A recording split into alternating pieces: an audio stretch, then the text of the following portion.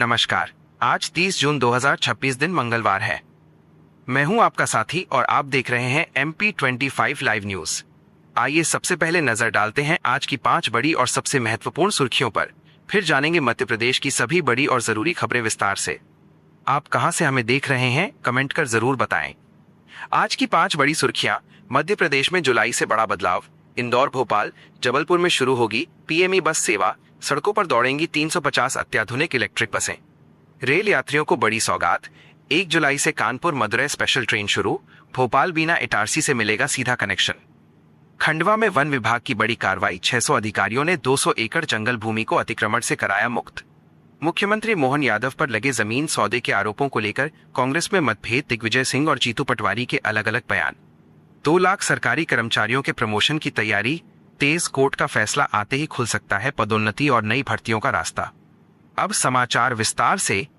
मध्य प्रदेश के शहरी परिवहन में जुलाई से बड़ा बदलाव होने जा रहा है। प्रदेश के इंदौर, भोपाल और जबलपुर में PME बस सेवा शुरू की जाएगी। सबसे पहले इंदौर में 8 रूटों पर 150 अत्याधुनिक बड़ी इलेक्ट्रिक बसें दौड़ेंगी। भोपाल में 10 रूटों पर 100 और जबलपुर में भी 100 बसें संचालित होंगी। केंद्र सरकार की योजना के तहत प्रदेश के 6 शहरों में कुल 582 इलेक्ट्रिक बसें चलाई जाएंगी। बसों के संचालन और रखरखाव की जिम्मेदारी Green Cell Mobility Private Limited को दी गई है। यात्रियों को टिकट के लिए चलो ऐप की सुविधा मिलेगी। पहले चरण के बाद ग्वालियर, सागर और उज्जैन में भी ये सेवा शुरू की जाएगी। रेल यात्रियों के लिए बड़ी राहत की खबर है। उत्तर और दक्षिण भारत के बीच रेल संपर्क को मजबूत करने के लिए रेलवे प्रशासन ने 1 जुलाई से कानपुर सेंट्रल और मदुरै के बीच साप्ताहिक स्पेशल ट्रेन चलाने का फैसला किया है। इस ट्रेन का फायदा पश्चिम मध्य रेलवे के भोपाल मंडल के यात्रियों को भी मिलेगा। बीना, भोपाल और इटारसी से सफर करने वाले लोग अब बिना ट्रेन बदले सीधे दक्षिण भारत के प्रमुख धार्मिक और सांस्कृतिक शहर मदुरै पहुंच सकेंगे। यात्रियों की लंबे समय से चली आ रही मांग के बाद रेलवे ने यह फैसला लिया है। खंडवा जिले के आमाखुजरी जंगल में वन, राजस्व और पुलिस विभाग ने सोमवार को बड़ा अतिक्रमण हटाओ अभियान चलाया। करीब 600 अधिकारियों और कर्मचारियों ने 30 JCB मशीनों की मदद से लगभग 6 घंटे तक कार्रवाई कर करीब 200 एकड़ वन भूमि को अतिक्रमण मुक्त कराया। अतिक्रमणकारियों ने पेड़ काटकर वहां मक्के की फसल बो दी थी। किसी भी अप्रिय स्थिति से निपटने के लिए 60 महिला पुलिसकर्मियों सहित भारी पुलिस बल और आंसू गैस की टीम भी मौके पर मौजूद रही। कार्रवाई के दौरान एक आंसू गैस का गोला अचानक फट गया, जिससे कुछ पुलिसकर्मी प्रभावित हुए। रविवार को भी वन विभाग की टीम पर पथराव हुआ था, जिसमें 8 कर्मचारी घायल हुए थे।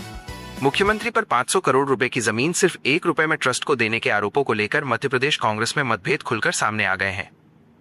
पूर्व मुख्यमंत्री दिग्विजय सिंह ने कहा कि प्रदेश कांग्रेस अध्यक्ष जीतू पटवारी को मामले की पूरी जानकारी नहीं थी और जिस ट्रस्ट को जमीन दी गई है वो निजी नहीं बल्कि सरकारी न्यास है।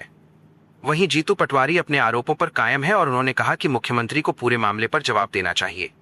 दिग्विजय सिंह ने यह भी कहा कि उन्हें गलत जानकारी भाजपा के ही एक ऐसे विधायक से मिली थी जिसकी मुख्यमंत्री मोहन यादव से नहीं बनती। मध्य प्रदेश के करीब 2 लाख सरकारी अधिकारियों और कर्मचारियों के लंबे समय से रुके प्रमोशन को लेकर सरकार ने तैयारी तेज कर दी है। हाईकोर्ट में मामला लंबित होने के बावजूद सामान्य प्रशासन विभाग ने 20 विभागों को वर्ष 2029 तक की वरिष्ठता सूची तैयार करने के निर्देश दिए हैं। सरकार का मानना है कि कोर्ट का फैसला आते ही प्रमोशन प्रक्रिया तुरंत शुरू की जा सके। इससे करीब 4.5 लाख कर्मचारियों पर असर पड़ेगा और प्रमोशन के बाद खाली होने वाले पदों पर लगभग 2 लाख नई भर्तियों का रास्ता भी खुलेगा। विभागों को साल में 2 बार वरिष्ठता सूची अपडेट करने के निर्देश भी दिए गए हैं। साइबर ठगी के लगातार बढ़ते मामलों को देखते हुए मध्य प्रदेश पुलिस ने सेफ क्लिक 2.0 अभियान शुरू किया है। पुलिस ने लोगों को आगाह किया है कि घर बैठे ज्यादा कमाई, ऑनलाइन गेम में फ्री डायमंड रिवॉर्ड या निवेश दोगुना करने जैसे लालच देने वाले संदेशों से सावधान रहें। अभियान के तहत जारी पोस्टरों में आम नागरिकों, अभिभावकों और युवाओं को साइबर अपराध से बचने के आसान और व्यावहारिक तरीके बताए गए हैं। पुलिस ने अपील की है कि किसी भी संदिग्ध लिंक, कॉल, ऐप या निवेश योजना पर भरोसा करने से पहले पूरी जांच करें और ठगी होने पर तुरंत हेल्पलाइन नंबर पर शिकायत दर्ज कराएं। मुख्यमंत्री डॉक्टर मोहन यादव का बैतूल दौरा उस समय चर्चा का विषय बन गया जब वे अचानक एक आदिवासी परिवार के घर पहुंच गए। मुख्यमंत्री ने परिवार के साथ जमीन पर बैठकर पारंपरिक कुटकी और दाल का भोजन किया। घर में चूल्हे पर खाना बनता देख उन्होंने किसी विशेष व्यवस्था से इनकार करते हुए सामान्य तरीके से भोजन करना पसंद किया।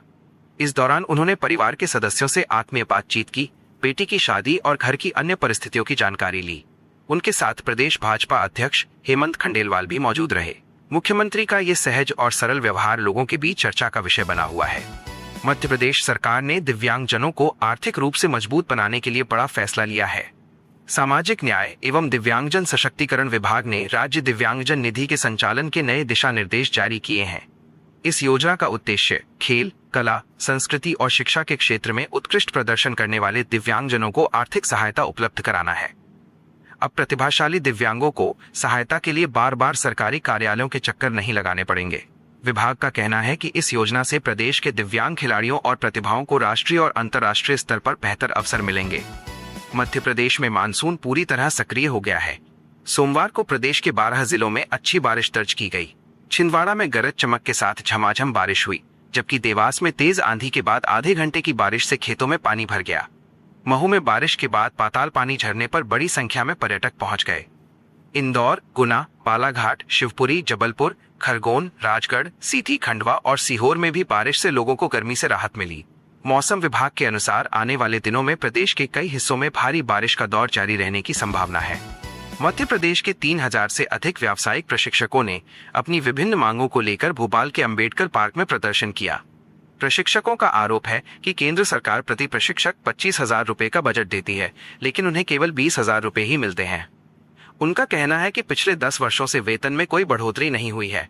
साल के पूरे 12 महीने का वेतन भी नहीं मिलता और कई बार बिना लिखित आदेश केवल व्हाट्सएप संदेश के जरिए सेवाएं समाप्त कर दी जाती हैं।